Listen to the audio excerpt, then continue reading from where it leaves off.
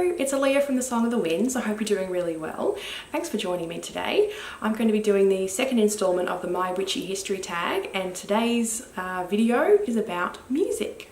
So I thought that music would be an interesting progression on from books, because while a lot of us have gotten our roots in certain books, there's also certain types of music which put us into a ritual headspace, or just make us think of witchy things, get us thinking about, you know, paganism, witchcraft, whatever it is that you're practicing, or just spirituality in general. One of the most influential bands for me has been Project PITCHFORK, and they're a German sort of goth industrial band that have been around since probably like the late 80s, and they're still producing music now. I'm mostly familiar with their earlier stuff up until about, you know, mid 2000s sort of work, but they've inspired me in so many different ways. And fun fact, my business name is actually one of their songs. The Song of the Winds is one of my favourite Project PITCHFORK songs. So you can tell that they've obviously left their mark on me. A lot of their music is about spirituality and religion and deity and authority and war and the environment. Climate change, they were talking about climate change, you know, 20 years before it became a household word. Astral travel, meditation, yeah, they were like really, really incredible. And I still listen to a lot of their music now, but there's a couple of songs that just immediately put me into that sort of, you know, ritual space where you begin to, you know, raise energy, and it's just, yeah, it's fantastic. So the songs that do that are Belonging, The Silver Thread, and TERRA Incognita. And at the start of TERRA Incognita, it actually sounds as if they're saying my name over and over again, Aaliyah, Aaliyah, Aaliyah. So no wonder I'm super into it. I'd also suggest you check out the song CONJURE. That's incredible as well. They also sort of like touch on, you know, shadow work and things that we need to work on internally within ourselves. And, you know, there's a bit of psychology, but it also mixes in a lot of science. And that's, yeah, it does something to me. I really enjoy it.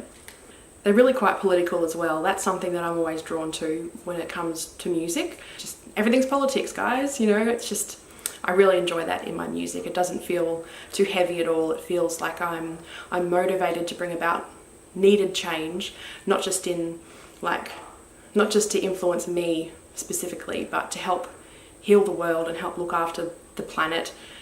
And the next band that was incredibly influential for me is the Australian band Dead Can Dance.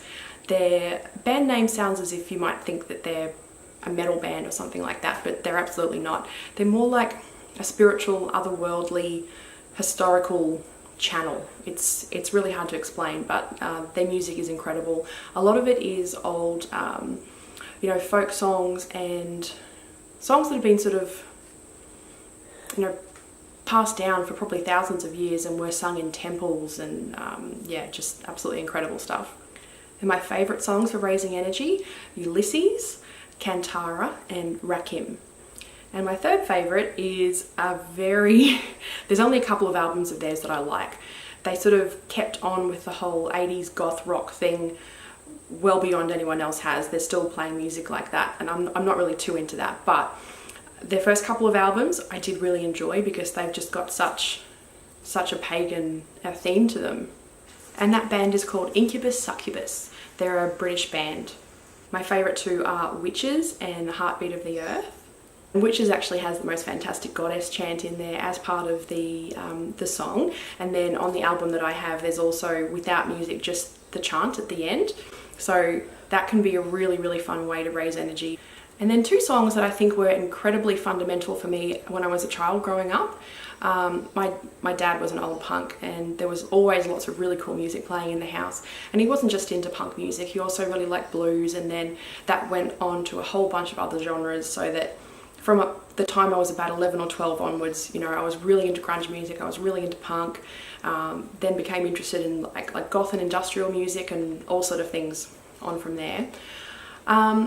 But yeah, randomly, two songs that they used to play, and I don't actually know much of their other work, so it's really these only two songs I can comment on. John Williamson, Rip Rip WOODCHIP, that was about deforestation in Australia and the world, and even as like a young child, I just knew that that wasn't the way that we're meant to treat our mother. That's not the way that we're meant to treat our world. And yeah, it definitely left its mark on me. My sister is the same. She remembers that song and feels very passionately about the environment and the natural world, as do I. And it's just such a passionate song. Like, I can't even think about the lyrics without getting like goosebumps on my arms, you know. It's one of the most powerful songs I think out there about the environment. And it's so spiritual without actually really being intentionally spiritual.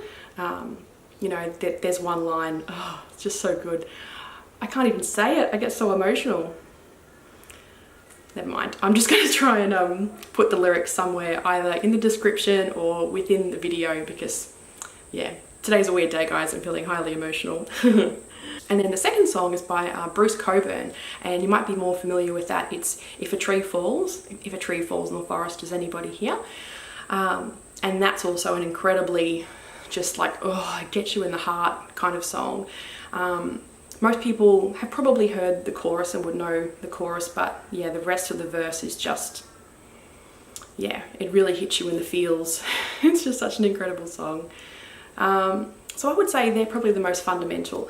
If I'm trying to get back into that sort of ritual headspace, and I'm trying to tap into that kind of youthful, unencumbered, no real responsibility, just complete focus on magical studies and just your practice in general, they're the kind of songs that I use to get back into the mood. If I'm feeling like a bit of a distance from my practice, I just play a couple of those songs and I'm right there again, you know, and I'm really in the mood, and I'm just, yeah, that works.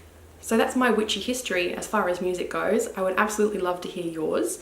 I know that I've barely scratched the surface on all the amazing music out there. I have got quite a varied taste in music. You probably wouldn't know it so much from this list because it is relatively gothy and all that kind of stuff, but I do like other things.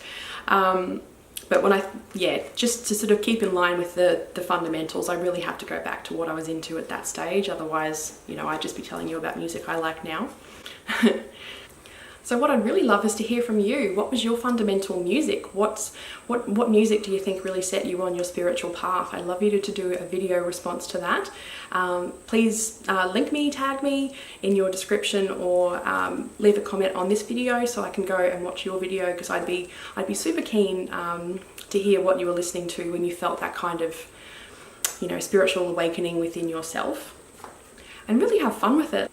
And I think the third and final video in the My Witchy History Tag series will be about lifestyle. So what was your life like when you first sort of found this path? What was your day-to-day like? How old were you? Like, what was your history? Like, what was your fundamentals? I'd really love to hear that as well. So please make sure that you let me know when you have done a video. Thanks for getting involved. I'll chat to you again real soon. Okay, take care. Bye.